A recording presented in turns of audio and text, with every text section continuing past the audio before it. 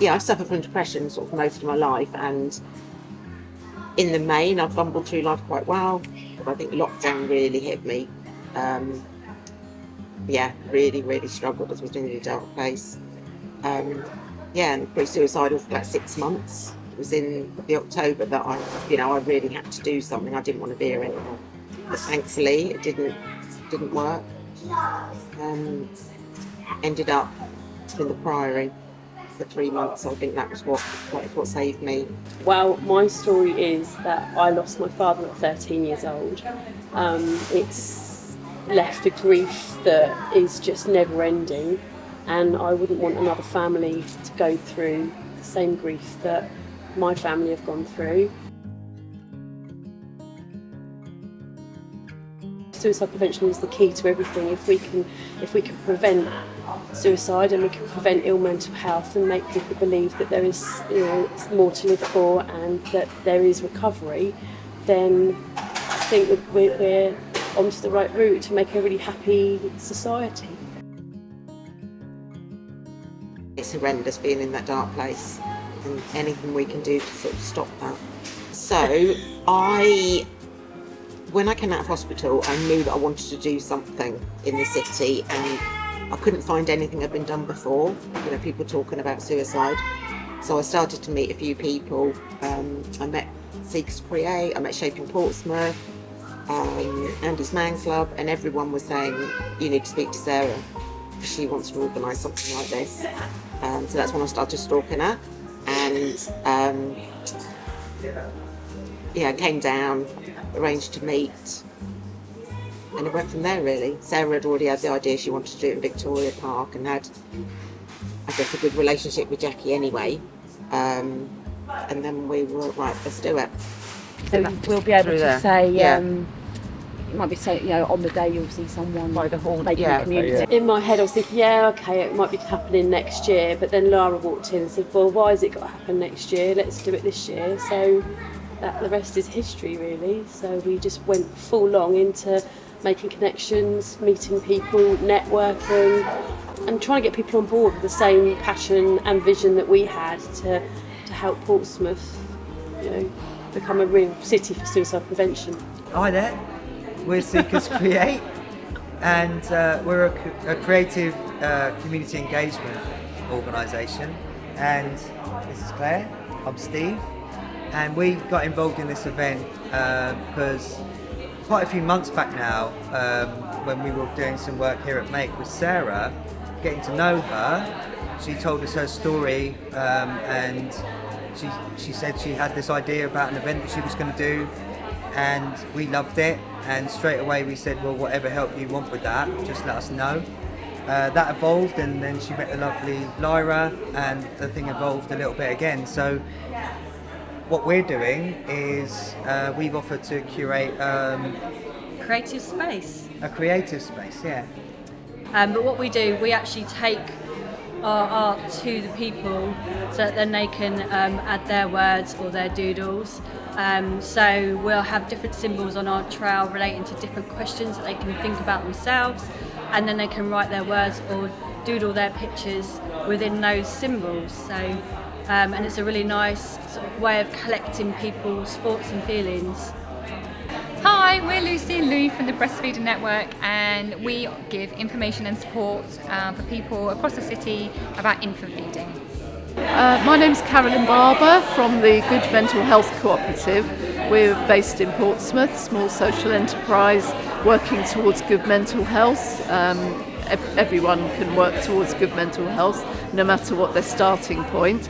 Really excited to be involved in this project to set up a Hope event in Victoria Park in September. Hi everyone, we are Sharon and Aga. We are the founders of the Eureka Project. The Eureka Project is a very innovative project looking at emotional regulation and mental health. We work with particular client groups focused around those that are potentially vulnerable in our society. For example, people who've been through the prison system or in recovery or the care system. And what we do is we use particular techniques called tapping, emotional freedom technique, to help people manage their emotions and reduce their triggers. My name's Steve I'm from Portsmouth Mental Health Hub. We're a new service which is located in St Mary's Hospital amongst the adult mental health team. So our role is to basically give people advice and connect people with any services that they need involved in mental health or any of the social services. So basically anyone who's struggling in Portsmouth, PO1 to PO6, can give us a call. We can have a chat about the things that you're dealing with on a day-to-day life and try and get you connected with the help that you need in order to stop you from struggling. Hi, I'm Nancy from Createful CIC. We'll be involved with Let's Get Talking About Suicide on the 9th of September in Victoria Park. And we're really excited to get involved. We're going to be in the creative tent, working with some of our other local creative community groups to share some mindful creativity, and there'll be some really exciting community activities to get involved in. Hi, so I'm Caroline Howarth, working over at the Hive in Portsmouth. So we're going to be at the event in September, promoting the work of Hive, thinking about our communities. So that might be around promoting different mental health services in Portsmouth, getting people to different services. So that might be signposting to lots of the different community groups in the city. We know there's a lot of need, so it's about getting people to the right places at the right time. I think once we actually started to talk about it, people would just sort of coming on board. Yes, we want to be involved. You know, we didn't have to sort of nag people, and it seemed like it was ready. Portsmouth was ready to start talking about it. And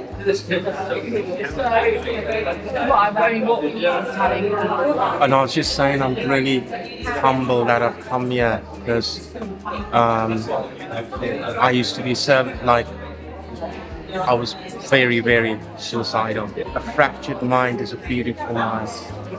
A fractured mind is a beautiful mind. I think the caterpillar turns into a butterfly. Beautiful, and I feel anxious, confused and powerless. No smiles but tears filled with sadness. You're laughing and blaming me, but you don't understand this. See, you'd expect a caterpillar to turn into a butterfly. How strange does the world come the moment you cry? Because not every smile will leave a twinkle in your eye, and not every butterfly deserves to fly. I've come on a bit of a journey myself throughout this, because for me, my father's suicide was always quite a taboo subject. So for it to be positive and to meet people that have been in similar circumstances, to meet people that had been in that place, and having an understanding of how they felt at the time, you know, especially Lara's story, it's helped me understand a lot, and I've come a long way. And I think for me to have a positive slant on the whole day it had to happen. It had to be like that, because then you're meeting people that you can help each other. You're helping each other. You're on a journey together. Also, we wanted people to come, so we didn't want people to come and just, you know, and come for that reason. We wanted them to come and say, you know, my husband needs help, my sister needs help. The services we had there were wonderful. You know, we had sort of Gamblers Anonymous, we had parks, we had Sparks Community. We had lots of people that were doing different things, tackling social isolation, tackling domestic abuse, tackling addiction, and it wasn't just about counselling. It was about, let's get to the root of this. What's making you feel this way? And, you know, citizens advice, we were talking about money problems. I think we did it in a way that gave people the option to come. You didn't have to be thinking about suicide to come. You could come and enjoy the day as well as pick up any kind of information you wanted. And it wasn't like a festival or a trade show or whatever that people were trying to get your business. It was very much, actually, we can't help you with that, but they can over there. And then when you've dealt with them, then come back with us, or we can do it together. It was sort of a sharing of sort of resources. So we're representing Spark today. Spark is a lovely little community space down in Fratton, just down from the big old Tesco's there. And what it is, it's a pay-as-you-can community cafe. So it takes away the barriers for people that can't afford to go out and have coffee and cake or a toastie. It's a safe space. It's for anyone, but if you have social anxieties, they have a quiet area that you can just come and sit down and just time on your own, bit of time out, or you can come and sit in the cafe area and volunteers will come and chat with you. You get to meet other people that may be in the same situation as you. There's a lovely charity shop that me and Mo are in on a Thursday, so we do promote that because it's more fun on a Thursday. Exactly. Sorry, Becky. Stop Domestic Abuse, thrive to see a world without domestic abuse and are committed to supporting victims and survivors through their journey of recovery.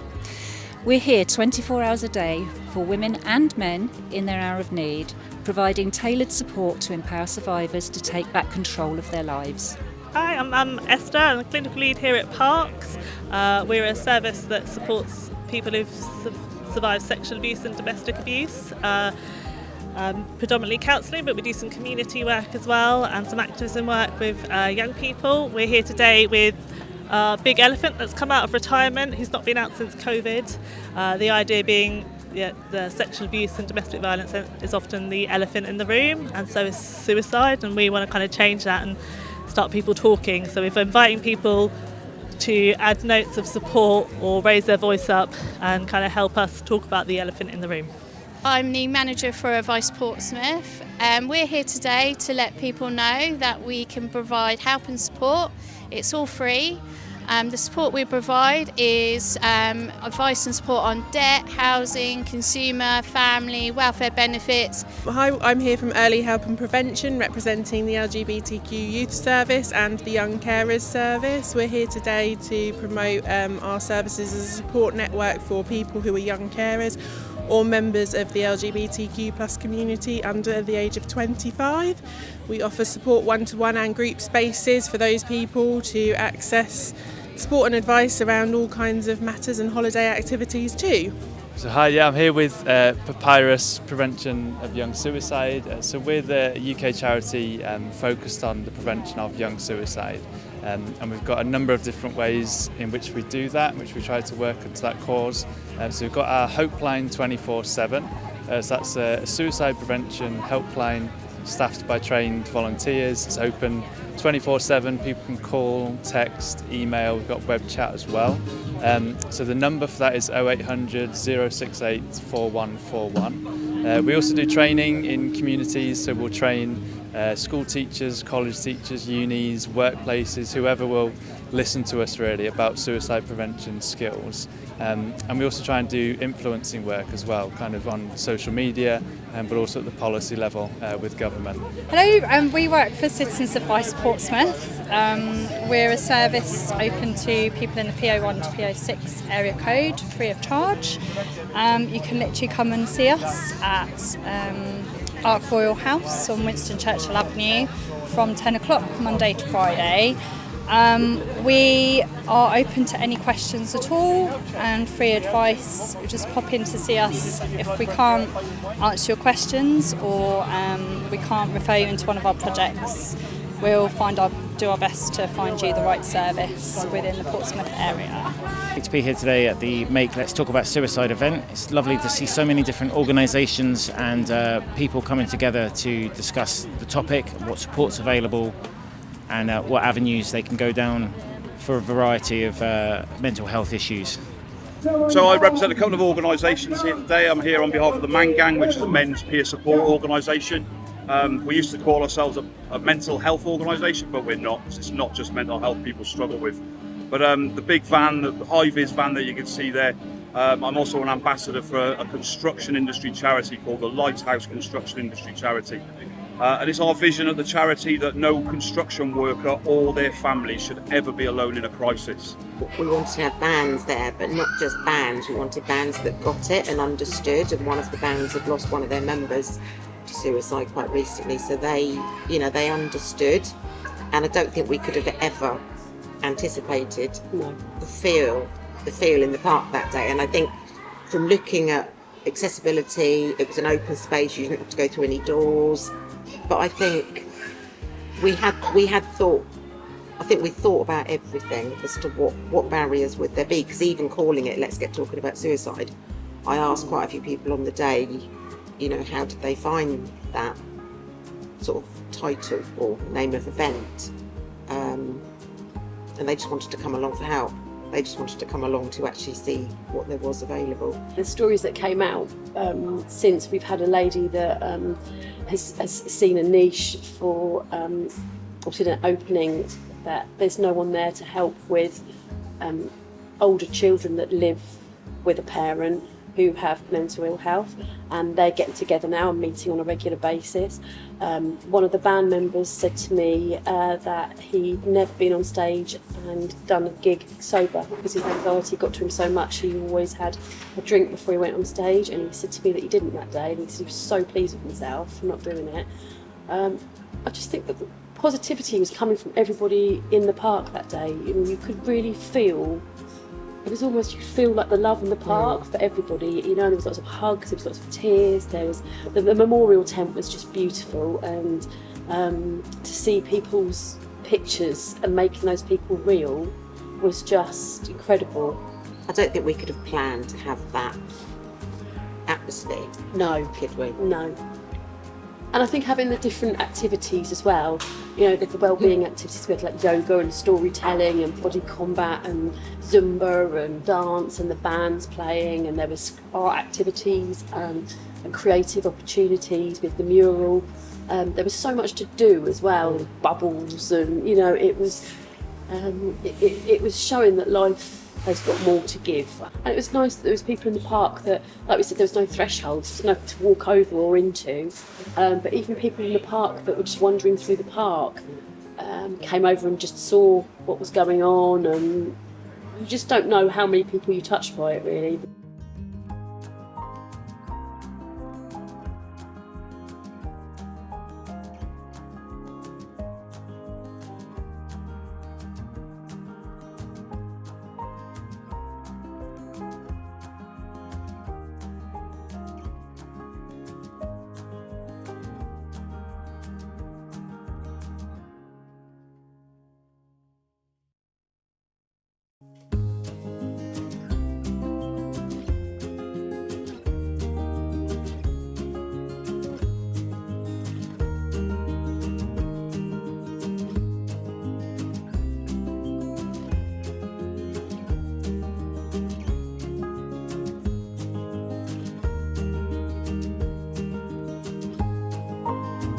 Yeah, and like to thank Film Crew for You. Billy and Kate had asked if they could sort of document the whole planning of it. Yeah, so they've come down and, you know, in the background just been filming us and filming people, and yeah, just documenting what it was about, and then came down on the day. And I'd like to just thank Kate and Billy as well for their sort of emotional strength throughout the whole thing as well, because obviously there's been times when we haven't wanted to be filmed and we haven't wanted to be in front of the camera, and it's been really lovely to have such lovely people around us to help us on that journey as well.